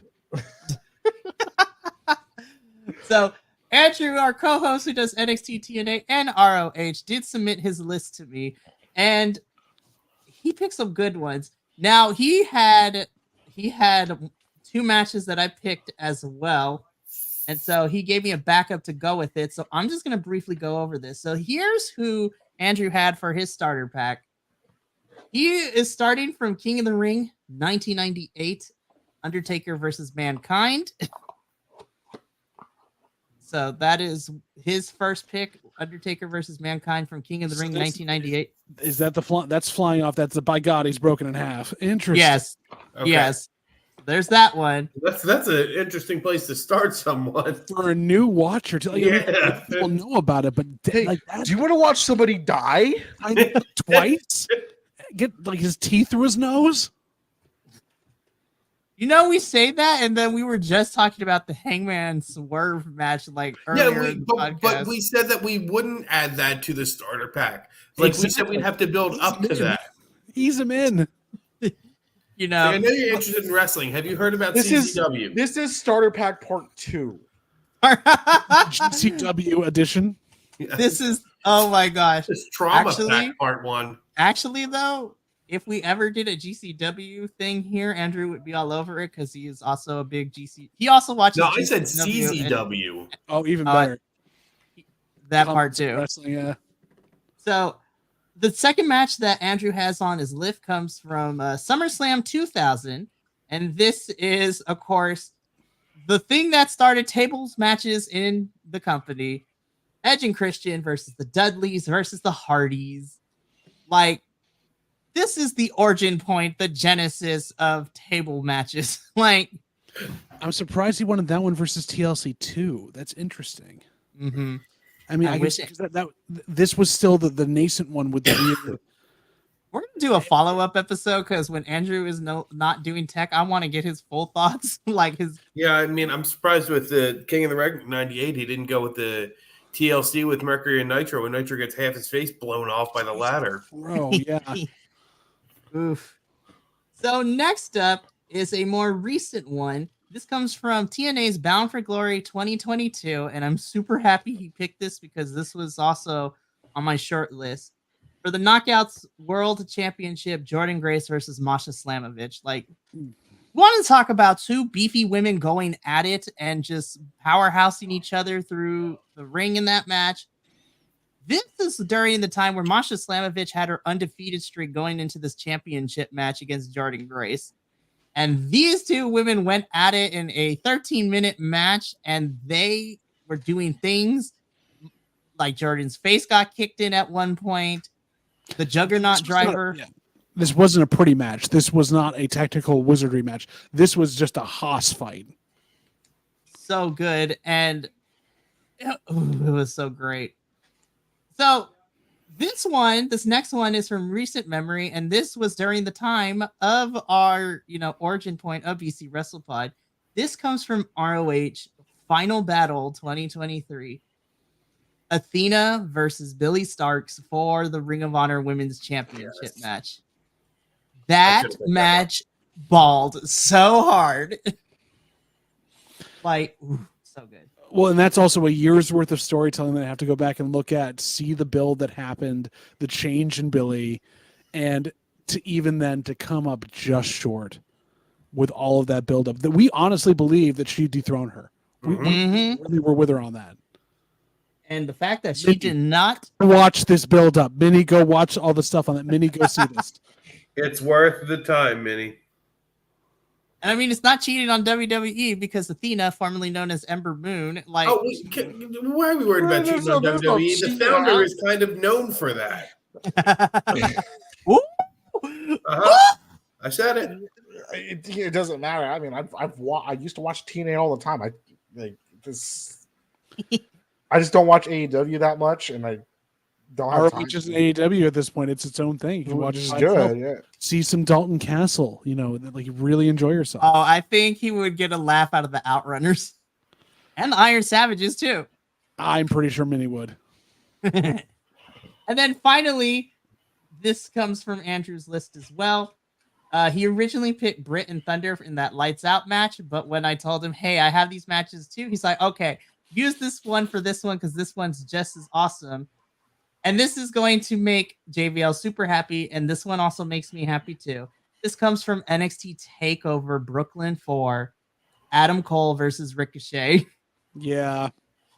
I was like, that I was thinking about that match. That match balled so hard. We're going to do a follow-up. With the setup with Cole, with the Undisputed Era, with his own, he's in full heel mode. Ricochet being the flippy dippy hero that he is, coming off the stuff with the person we will not name that is doing stuff there, Mr. PC, but we'll leave him alone, and all that good stuff. Yes. So that's Andrew's list. Again, I would love to do a follow-up addendum episode or record something with Andrew. Be like, so we're going to put this out as an extra feed of content. So Andrew, give me your thought process on these matches that you had. So good. If he actually answers, I'm going to be stunned. Right now. Just a disembodied voice coming in. Huh? That would be hilarious. Andrew? You know what? I'll send him a text this week and see if he'd be down to do that because I would love to pick his brain. And I'll be like, hey, so we're doing it this way. If anyone wants to come and watch this and be a part of this, we can, it'll be fantastic. All righty. So that covers Andrew's list, who picked 5. I actually really liked his choices, especially that takeover match with Adam Cole and Ricochet. No, I texted Andrew and it flickered back and forth between blue and green 9 times. I've never seen him do that before. He was deciding whether or not to block you. It makes sense. Makes sense. My text is Taker Mankind, huh? Oh my goodness, we love Andrew here. So we should all text him that. While they go ahead and do that, he has the best dry humor on the planet. He is such a great addition. I'm just he's a hoot during NXT. Doing all the WrestleMania stuff I did with him was awesome. Andrew and Minnie were down for the cause. It was fantastic. So while the boys all text this to Andrew, I'm going to introduce this next list. So this comes from a friend of mine on the interwebs, on the interspace.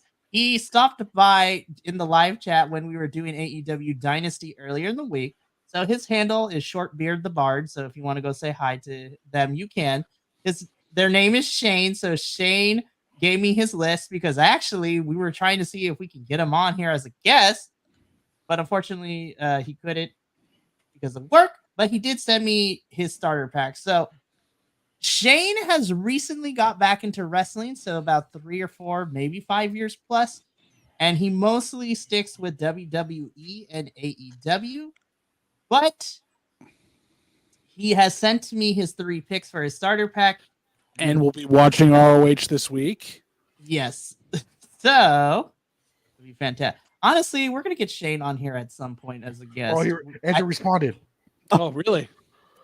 Stop the presses. Yep, it shows what's not fake about wrestling, what wrestlers are willing to do for the profession, with some peak of both wrestlers. Yeah. That's his reasoning for the match. I'm going to see if I get a copy and paste answer from him. That'd be funny. I sent him something different. He's not going to respond to me. I sent him, by God, he's broken in half. Oh, my goodness. All right, so let's go through Shane's list really quickly. So some of this is duplicate, but others is not.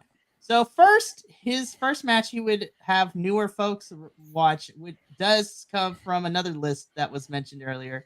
Charlotte Flair versus Rhea Ripley at WrestleMania 39. I see how it is. Minnie's got friends. Uh-huh.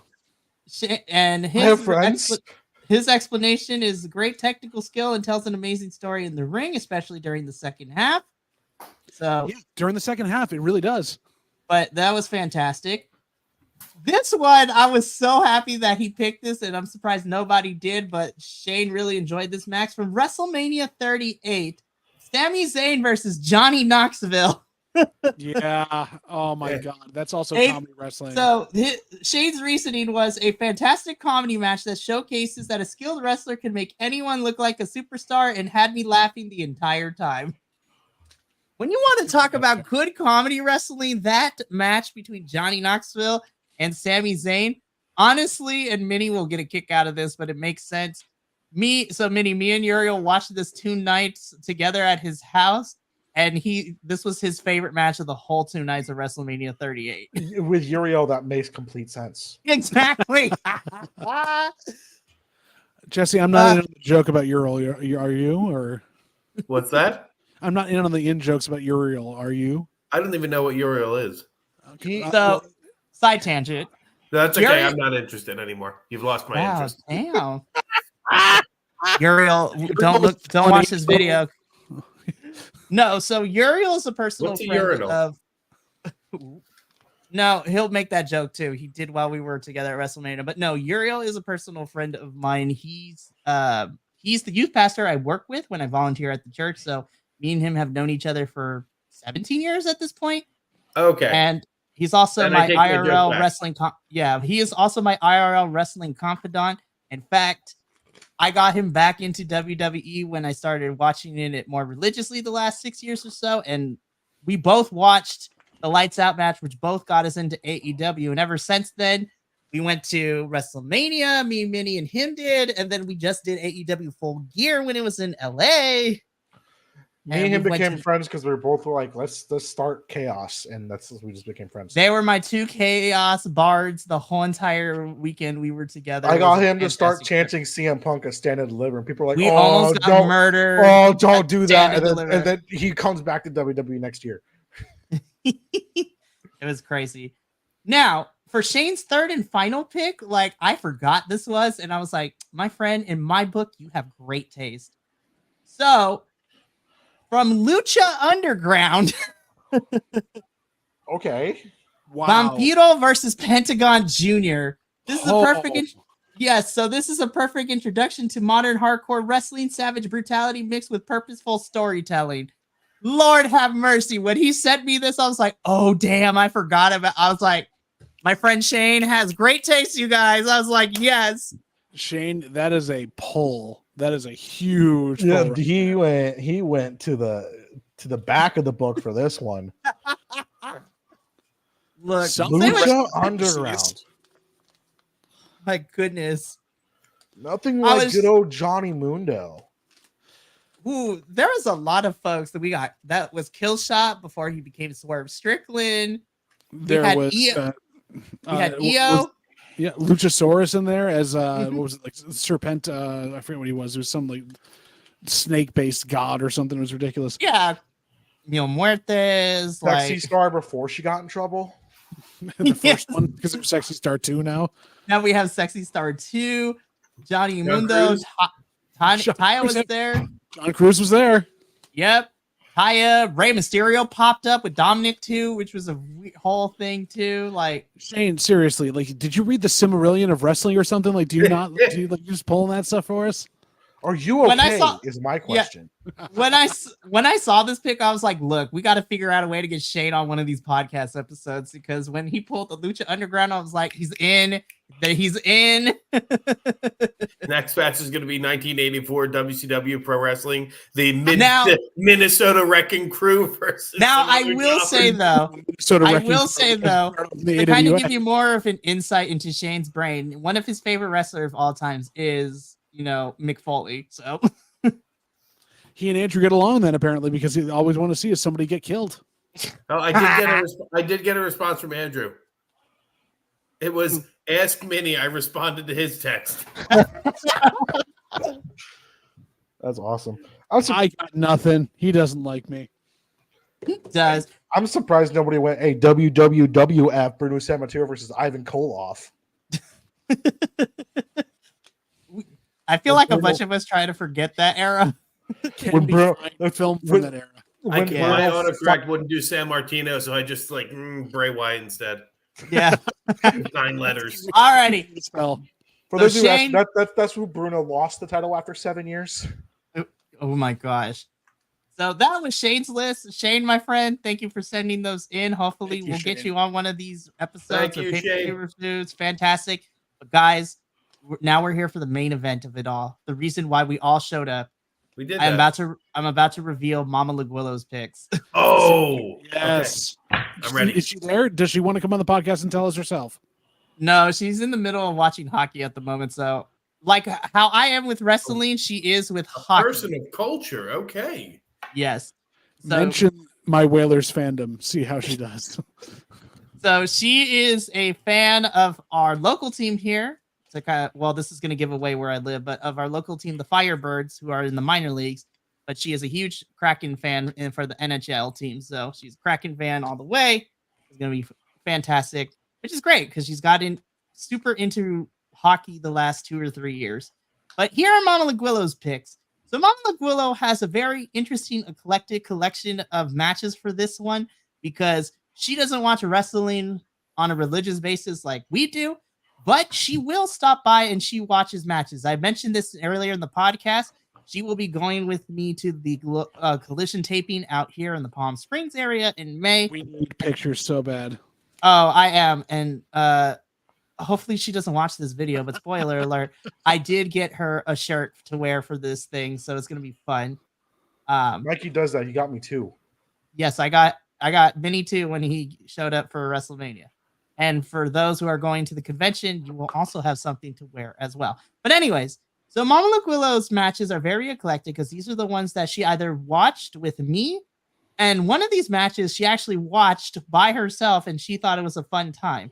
So in no particular order, here are Mama Laguillo's starter pack picks that the matches she liked, and she would definitely want people to watch because this is her slow introduction into wrestling. Her honorable mention literally comes from last night because she stopped by to watch Rampage with me. And her honorable mention was the Deonna Purrazzo and Thunder Rosa match from last night. Only because I showed her I was like, here's a picture of Thunder Rosa. She's like, tell me when she's on. I want to watch this match. Well, Good I mean, choice, Mama.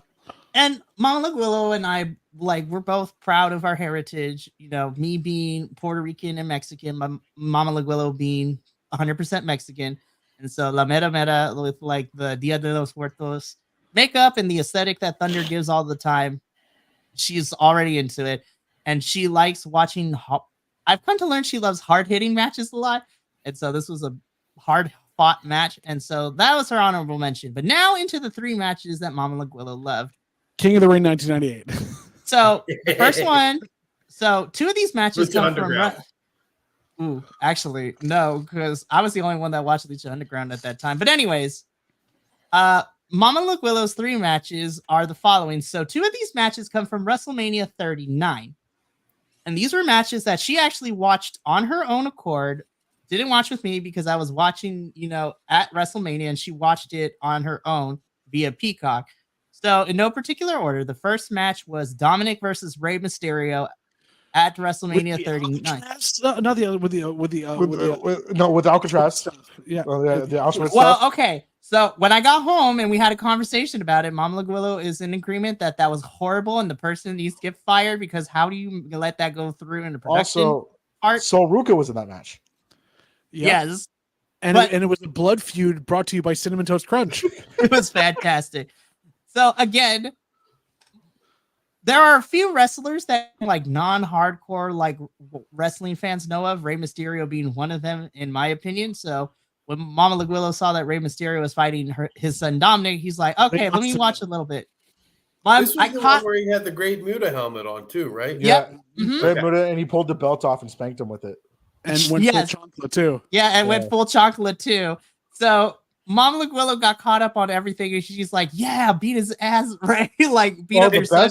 That match was funny because listening to the entirety of SoFi chanting asshole in Spanish to Dominic. Yeah, calling him a culero and everything was funny. Hilarious. And of course, the audio didn't pick it up on the stream. And so that was one of the fun behind the scene bits that I got to tell these boys and Mama Laguillo.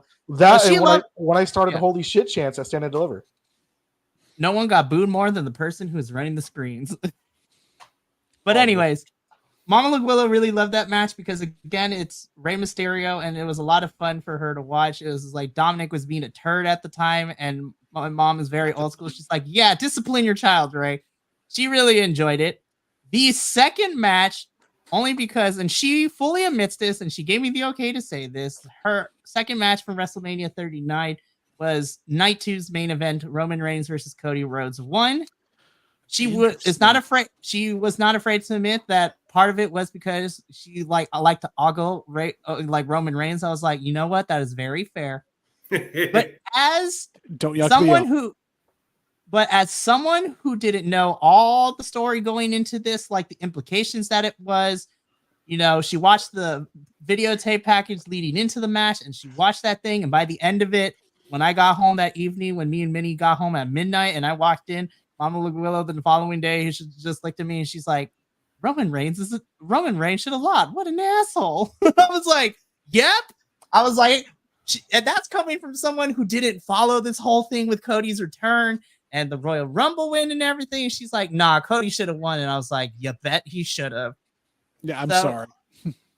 I was just like, the fact that my mother, who is not a hardcore wrestling watcher like we are, the fact that she agreed with that statement, I was like, damn. I was like, that's how great that match was, honestly. And it got her invested. Now, this one is going to be really, really interesting. Again, this was during the end of the black and gold era of NXT. Best era. And this is the only match that I can remember where I got to watch it with both my grandmother and my mother at the same time. And this was the Falls Count Anywhere match for the NXT Women's Championship. Back in NXT, Io Shirai versus Raquel Rodriguez. And this is where Io jumped up. No, not Raquel. Sorry. Io versus Rhea when Io jumped off the skull. Off the skull. Jeez, yeah. So that was the match I got to watch with it. So she thought like these were two badass women. She laughed when Dakota Kai got stuffed in the locker. But this was her introduction to, she's like, oh crap, women's wrestling has come a long way. Because again, she heard the horror tales of when I would tell her, yeah, bra and panties matches and things like that from an earlier age. And she and my grandmother watched this match with me together at that takeover. And my mom's like, damn, these women kick ass. I was like, you darn right they can. And this was this is one of Rhea's last matches in NXT, because then she would get moved over to the main roster shortly after that. But yeah, so those are Mama Laguillo's 3 picks. Not the biggest wrestling fan, but she enjoyed those matches just because of ogling certain wrestlers, representing the culture, and also female empowerment. Well, and she has great taste in that for recency stuff. Like she is the new watcher, and she's been brought in the main product now. It's a great litmus test. Yeah, and so the fact that she asked if she can go with me to this AEW Collision show happening in May makes me super happy. And me and her both are hoping for Thunder Rosa to be in action at there because we don't know.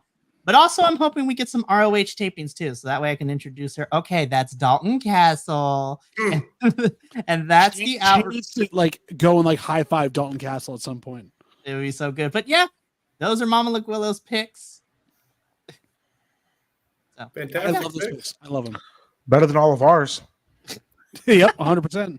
You know, honestly, I'm gonna be honest. I have to convince her to do so. But if we do a future episode on whatever it is, maybe I can get her to stop by for like a couple minutes. Tell her I'm there. She might show up. Honestly, though, she will because she always asks how you're doing, and I fill her in, and she loves you, dude. I made Mikey's family love me. I'm not surprised. You are a lovable human being when I tie you to a chair and force you to watch ROH. That sentence took a left turn. I was expecting something else. So fun fact, side note before we sign off for the evening and do the closing of everything. Mama Laguillo knows all of you at this point because she watches the TikTok stuff that I'd be posting half the time. And so she'll ask me questions. She loves Minnie because obviously got to meet him in person when he came to WrestleMania last year. Really loves the professor because they're both 49er fans. Go figure. She likes Andrew and she likes, JBL, she likes Andrew and Jesse. She likes everybody. She loves Adolfo too. She's like, he's Puerto Rican, isn't he? I'm like, how could you tell? Because that beard. I was like, yep. But JBL, you hold a little special place in Mama Laguillow's heart because she knows you a little bit before that because she has seen my wall on my bookshelf that has all the Christmas cards with you on it. And so you've been one of my longest friends for this too. So I'm glad I could sweet talk myself into her good graces just by sending Christmas cards. Before you even met her. When I tear her son apart on these podcasts because I feel bad now. No, she thinks it's fun. She said it on multiple occasions too. She hasn't verbalized it, but I will reiterate the message. She has told me, the last couple of weeks or so, and I'll say it on here on record so it's on there and to embarrass Mama Laguillo a little bit. Love you, Mama Laguillo. We all love you. All 9 of you have her thanks because she says that you guys provide such fun content together, but more importantly, she thanks all of you guys because you have gotten me to be able to come out of my shell more and be a little more goofy when it comes to this. So she says that you guys bring a lot of joy to my life. And she's very thankful and happy that you guys are part of my life to do that and bring that out of me. I'm not going to speak for Jesse. I'm not going to speak for Jesse on this, but we're both parents as well. We read the subtext in there, which is you're taking care of my son and getting him out of my hair for a little while. Thank you very much. Giving him friends. All right, so everyone's got a special anecdote except Andrew and myself. So I need to do something I don't know more that Mama Laguillo would like. So I'm not just she likes him. Well, here's the thing because she knows that you, JPL, you, Jesse, and Adolfo, you 3 are going to be looking after me when we hang out in a couple weeks. Looking after you, huh? That's good to know. No, I looked at her. She was like, looking out. They're going to look after me. She's like, no, you're right. You're going to be looking after them. I'm like, that's fair. I'm going to send her a Firebird's hat. Aw. Honestly, you could. I don't know what she doesn't have because every time she goes to a game, they always give out free stuff and she has all the freebies, but that's besides the point. But boys, she have a favorite player? I'll tell you offline because she does have a favorite Firebird who's now a Kraken, but it's Roman Reigns. Afterwards. It is Roman Reigns. We'll get a Firebird jersey that says Reigns on the back. But yeah, the trip we're having, Mama Laguillo is going to actually not like any of us any better. She's going to like Alice better because Alice is going to put up with the 4 of us in the house. So I'm bringing the Molson. No. Anyways, well, that brings us to the end of this month's BC WrestlePod episode. This was a fun one for sure. I'm super happy that we got to do this because this is a perfect way that I wanted to sell it the day before my actual birthday. So tomorrow is my actual birthday where I turn the big 31. So fantastic. You don't look a day over 70. I know, right? But the 4 of us are going to get up on out of here and kind of catch up a little bit.